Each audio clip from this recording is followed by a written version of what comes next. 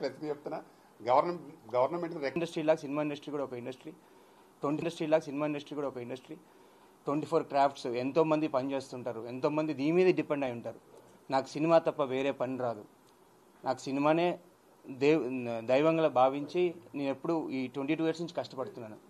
So మొన్న గద్దర్ అవార్డ్స్కి అప్పుడు మటుకు నేను చాలా డిసప్పాయింట్ అయ్యాను. ఎందుకంటే తెలంగాణ గద్దర్ అవార్డ్స్ అని అనౌన్స్ చేసి మన తెలంగాణ వాళ్ళు, అంటే నాకేమని అనట్లేదు, తెలంగాణలో ఎంతమంది హీరోలు లేరండి, తెలంగాణ ఎంతమంది సినిమాలు వచ్చా అలా అనుకుంటే తెలంగాణ ఆంధ్ర కలిపి ఇద్దరు సీఎంలు కలిపి ఒకటే అవార్డు పెట్టండి, అప్పుడు ప్రాబ్లం లేదు. అట్లా అవార్డు వస్తుంది అనుకోండి, ఎంకరేజ్మెంట్ తోటి ఇంకా మీ పిక్చర్స్లో సినిమాలకు కష్టపడాలి, పైకి రావాలి అని మాకు ఒక ఆశ ఉంటుంది.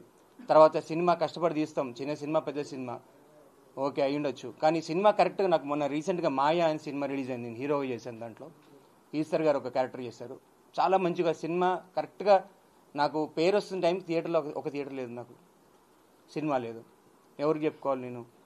సో ఇప్పుడు ఈ స్టేజ్లో ఏమాత్రం అన్నానంటే తెలంగాణ ఫిలిం ఛాంబర్ నుంచి నాకు ఎంకరేజ్ చేశారన్న, నన్నే కాదు చాలామంది ఆర్టిస్టులకి టెక్నీషియన్స్కి ఎంకరేజ్ ఎంతవరకు చేయగలరు ఆయన అని ఎంత తప్పన పడుతున్నాడు, మీకు కనబడుతుంది కదా.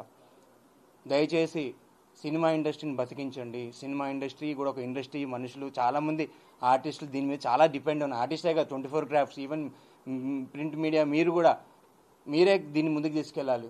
మంచి మంచి సినిమాలు వస్తూ చాలామంది ఎదగాలి, అందరూ ఎదగాలని మనస్ఫూర్తిగా కోరుకుంటున్నాను. దయచేసి ఈవెన్ టికెట్ ఛార్జెస్ కానీ అన్నగారు ఇందాక చెప్పినట్టు, మొన్న నేను కూడా ఎంబీ మాల్కి వెళ్తే దగ్గర 6,000-7,000 అయింది ఫ్యామిలీతో వెళ్తే.